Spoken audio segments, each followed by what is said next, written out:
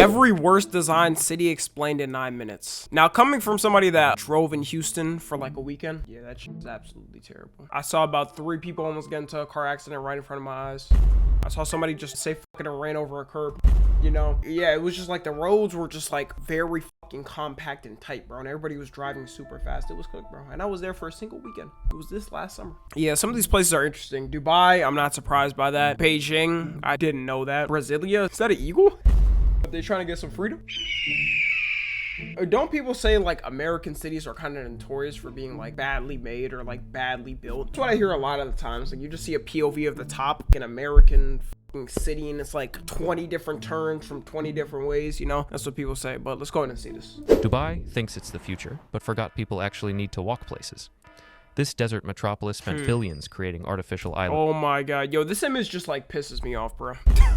Why even make some bullshit like this, bro? And you know they had to artificially make this. Like they had to pump sand and then like put it out in the motherfucking ocean. It's not even gonna matter, bro. In like 10 years, this shit gonna be gone, bro. It's gonna be wiped by the motherfucking climate. Man, it's gonna be completely gone, bro. And they probably wasted who knows how many billions trying to make this, man. What even is like going on here? I can't even tell what's going on. Shaped like palm trees, islands shaped like palm trees, while its residents sit in 3-hour traffic jams because the metro only covers 15. God damn, 85% no metro access? Almost as close as America, you know?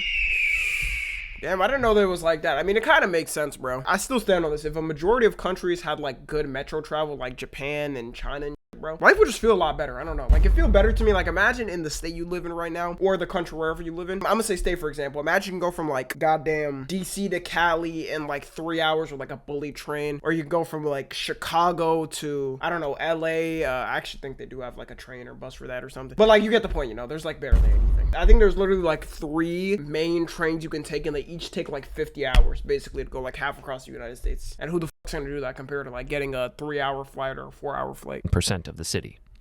Welcome to the world's most expensive parking lot with a beach view. The city's entire design philosophy seems to be, what if we made everything as far apart as possible? The Marina and JBR districts pack 120,000 people into towers, but provide exactly 0 grocery stores at ground level. How do they get food? Does everybody just eat at, I guess, restaurants? Yo, that'd be so annoying, bro. You can't cook anything at home. No frozen meals, nothing. Yo, the thing is with Dubai, too, like, people see this and they're like, oh, it's in the future. Everybody's doing great there. Dude, the other side of Dubai is just like fucking hell, bro. Like, it's like poverty on crack, man. And, bro, I want to visit Dubai, but I'm kind of scared because, you know, I've been critical of the country, you know, and countries like that. I know, like, Saudi Arabia, especially, like, they don't take too well with people criticizing the government. You just got to order out every time, bro. You're probably spending like $50 a day ordering out. Walking from your apartment to the beach 200 meters away means navigating a 14-lane highway with no crosswalk. They built the world's tallest building but forgot sidewalks. The Burj Khalifa sits on Sheikh Zayed Road. I think everything with Dubai, because Dubai is like a relatively, like a new enhancing country, like it got rich very early. Hey guys, Tom NFG here. You know, only half of you guys are subscribed and even less of you guys have noties on. I hate to be a burden, but, you know, I really appreciate it if you hit that sub button and the little bell next to it, you know. It doesn't take long. I know you can get mixed up in the algorithm and everything. But yeah, also tune into the streams, you know. We have a lot of fun over there, I'm telling you. We have a lot of parties going on over there. Yeah, that's it. Bye.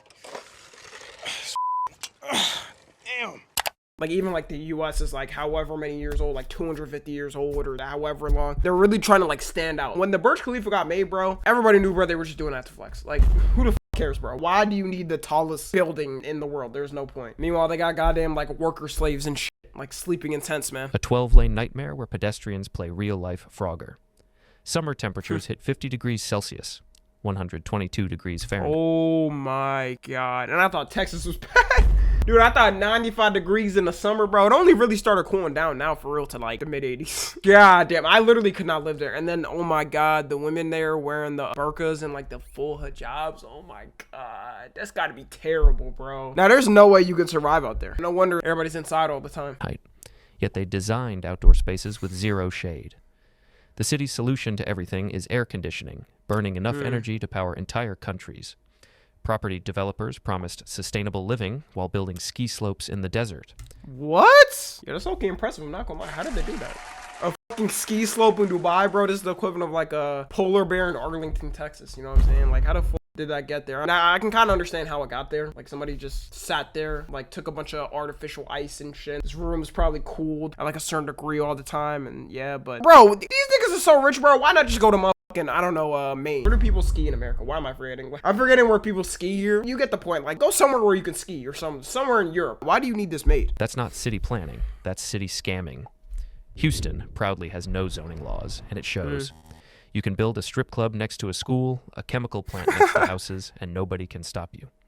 This free-for-all approach created America's most chaotic cityscape, where nothing makes sense and everything floods.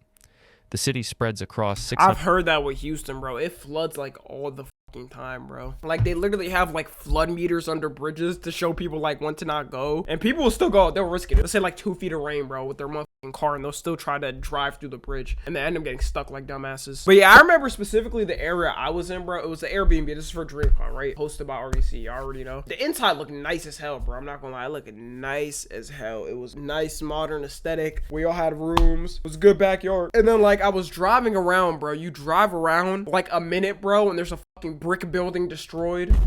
Keep in mind, we're like near the downtown area, right? We're like 9 minutes from the downtown area. Just dirty roads, bro. Shitty houses. It'll literally be like a super shitty broken house or something. And then next to it, bro, there's like a super new modern house. It's crazy. And this is the place that's supposed to like host one of the World Cup games or a couple of them. Yeah, they're gonna have to tidy it up. 170 square miles with the population density of a rural farm. The famous Be Someone graffiti bridge overlooks 26 lanes of highway interchange.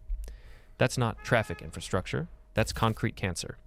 Houston has 640... Yeah, and then they keep adding lanes because they think if you just add more and more lanes, it'll help, but like it only makes it worse. Not to mention, bro, imagine being on the 16th lane and you have to get to the first lane. Oh my god, bro. I already hate when I like drive and I gotta go from like the first lane to like the 4th lane like really quickly to turn. I think that's top 3 most anxiety like building moments, bro, when you're driving and it's like really close. Square miles of sprawl, but only 50 miles of rail.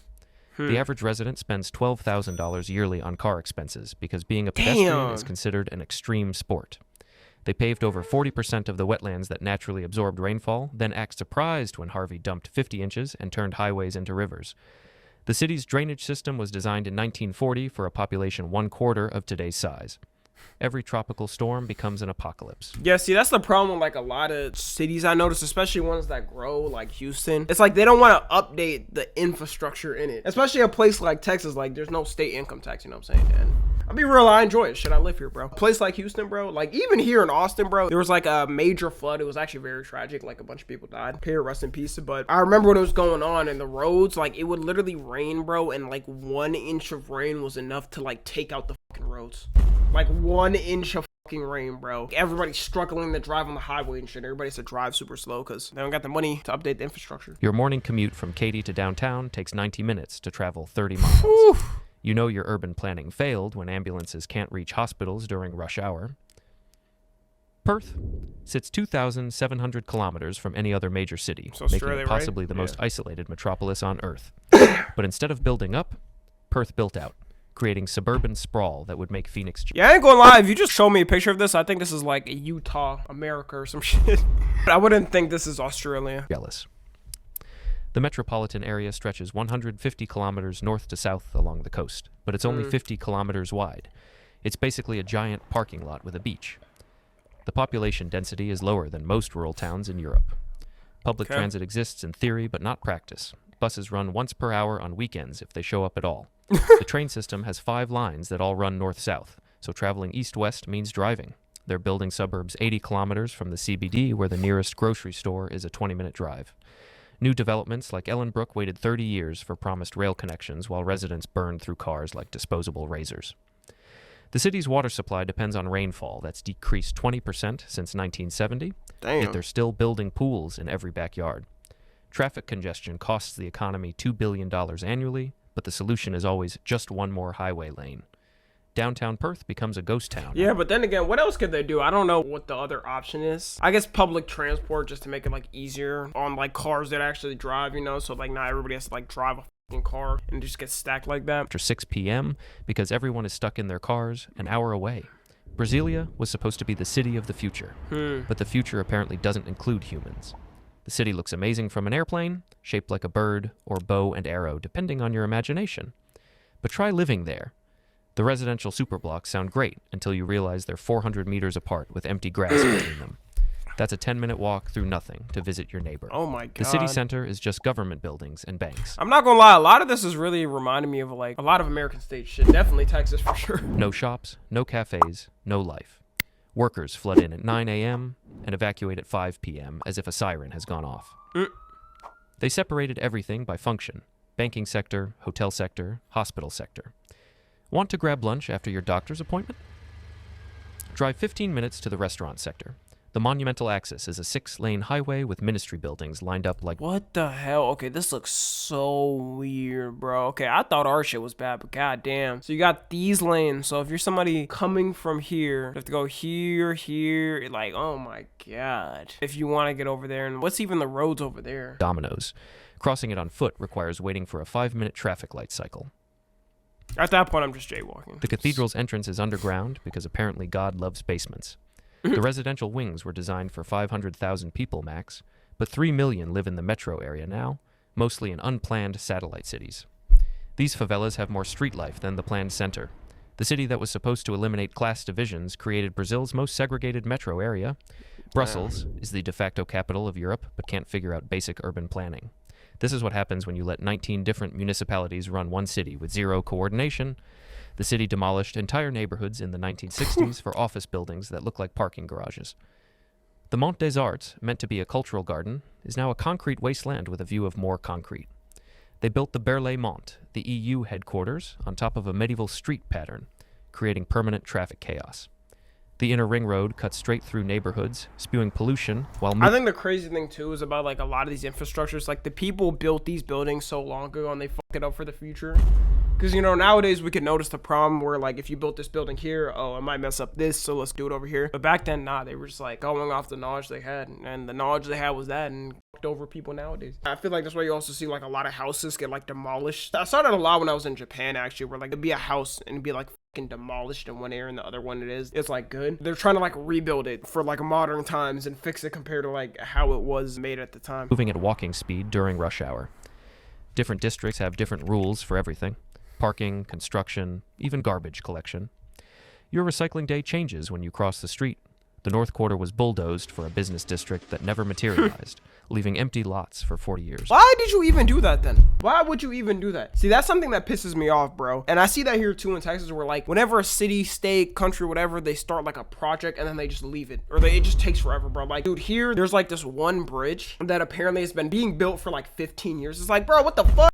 How's it taking y'all 15 years to build one fucking bridge? There is no way, bro. I see them construction workers every fucking day on that shit. Now, I don't know. Maybe they do need that time. I'm not a construction worker, you know what I'm saying? If it's to keep it safe 100% the way, then go ahead. But dude, come on. I don't know. It's just hard for me to believe that it takes 15 years, bro. And a lot of times where them niggas just be motherfucking on their phones, bro. Half of the time, like on TikTok scrolling. Scrolling on motherfucking TikTok. It's like 6 of them, bro. You got 5 of them scrolling on their phone, and then one of them is like sitting there with the jackhammer actually doing the work. The city has 3 incompatible public transit systems because the regions can't agree on anything. A metro ticket doesn't work on buses run by different companies. Property developers have more power than city planners, which explains why every historic building becomes luxury apartments. Damn. The Grand Place is gorgeous. See, that's the worst thing, bro. I hate when places do that, where like they destroy an old, like fancy building, historical building for like a motherfucking grayless modern building. You know, that is the worst shit. But walk 200 meters in any direction and you're in urban hell. Calgary sprawls across 850 square kilometers of prairie with the population density of a suburb. The entire city is... What is Calgary? Let me search out where this is. Alberta, Canada. Oh, plane ticket $189. Not bad. Wait, that's gotta mean it's shit. Like, to get to motherfucking, like, 2 states away, it cost me like $250. Bro, and this is Canada, bro. I gotta go 4 hours. A 4-hour flight. Is this a round trip, too? Even with the non-stop flight, $232 round trip? Oh, God, yeah. It's gotta be boring there. What is going on there? God damn. The city doesn't even look bad, but I don't know. For that price, that means nobody's visiting. Designed around the assumption that everyone drives a pickup truck and loves it. Downtown has plus 15 skyways because walking outside in winter is a form of self-punishment. The downtown is a ghost town of office towers connected by hamster tubes. The suburbs sprawl endlessly in every Oh my holy suburban hell, bro. This straight up looks like a 3D model neighborhood. direction with identical houses and identical strip malls. Communities like Tuscany are 20 kilometers from downtown with exactly one road connecting them. Miss your exit? Enjoy your 20-minute detour. Oh no. The C train covers a fraction of the Bro, that's the thing. Oh my god, I hate places like that. Like I didn't experience that, y'all, until I moved to Texas, bro. You miss one turn here, bro, you're adding an extra, like, not 20 minutes, but like 5 or 6 minutes, bro. Because you got to go all the way down, turn here, and then turn around and then go straight on the highway again. That shit is terrible. city, and buses stop running at 11 p.m. Hope you didn't want a social life. New communities are built without sidewalks because everyone drives anyway. They're building on floodplains despite 2013's billion-dollar disaster. Apparently, they think water respects property lines. Winter city design means 6 months of ice-covered sidewalks because clearing them is property owner responsibility. Wow. Property taxes fund suburban expansion while inner-city infrastructure crumbles. Beijing's ring roads were supposed to organize the city, but instead created concentric circles of traffic hell.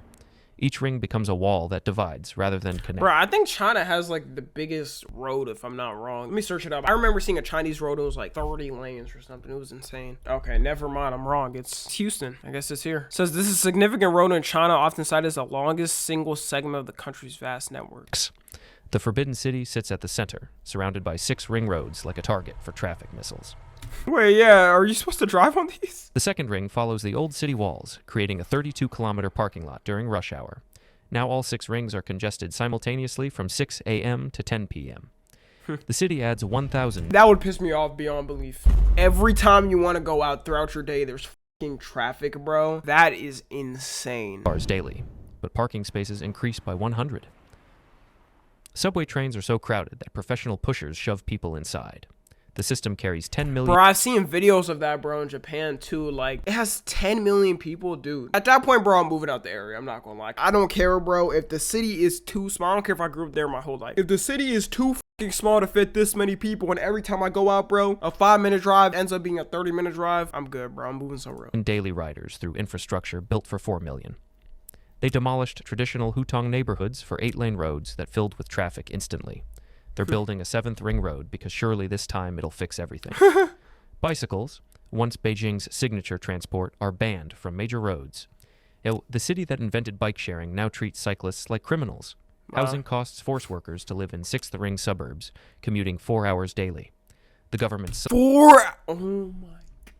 Bro, like, that is LA type of road times, bro. Yeah, at that point, bro, because think of it. Let's say you're working 8 hours, right? 12 hours, bro. You basically get 12 hours to yourself once you get home. And if you want to get 8 hours of sleep, you really get 4 hours of free time. The average person has that much commute time. Bro, I'd just be depressed, bro. And you know damn well in China, bro, they usually stay longer than 8 hours to work, bro. License plate lotteries with 1 in 2,000 odds. That's not urban planning, that's urban gambling.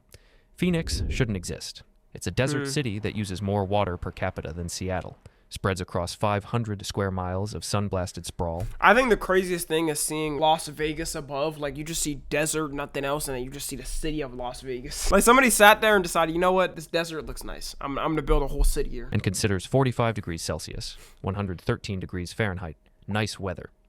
The city is a grid of 6-lane arterials spaced 1 mile apart, creating superblocks of suburban hell. Every trip requires getting on a 45-mile-per-hour road where pedestrians are target practice. They built 60 miles of light rail. Bro, that type of heat isn't even enjoyable, though. Like, I can't figure out why the fuck would you even move there, bro? The only people I can see moving there is, like, people in Cali that are just, like, everything's just too expensive for them. So they're like, damn, bro, Arizona's right here. I might as well go here, I guess. But other than that, dude, there is no other state where you live in where you're like, you know what, let me go ahead and move here. I refuse to believe that. Nobody rides because the stops are in the middle of highways. Walking to the station means crossing 8 lanes of traffic in 115-degree heat. The city has more golf courses than libraries, using enough water to supply 500,000 homes. Your grass lawn requires 100 gallons daily to stay alive in a place where rain is theoretical. Urban planning means approving another subdivision. At that point, I'm not growing out grass, bro. It's just gonna be dead grass. You know how much money that would cost, bro? 40 miles from downtown, where the nearest anything is a 30-minute drive. They're building suburbs so far out that they're technically in Mexico. The heat island effect makes downtown 20 degrees Fahrenheit hotter than the desert. Water comes from the Colorado River, which is drying up, but they keep building like it's Seattle. Phoenix proves that just because you can build a city somewhere doesn't mean you should. Urban planning can either elevate human life or turn it into expensive suffering. These cities chose suffering. I think like those cities, a lot of them, like you could see it, they started off small and then they grew like crazy, and then like none of their infrastructure could keep up. That's typically what happens with like big cities. Only places like built like in that way to hold people or maybe expand. Like I think New York, for example, was built to eventually like expand, even though there's still problems with that. It's very tight in New York, but they can still manage like their subways and shit, you know, like the subway system there compared to everything else here is way better. Anyways, yeah, if you're watching on the 2, make sure to join the Discord and watch streams. Subscribe to Tommy NFG.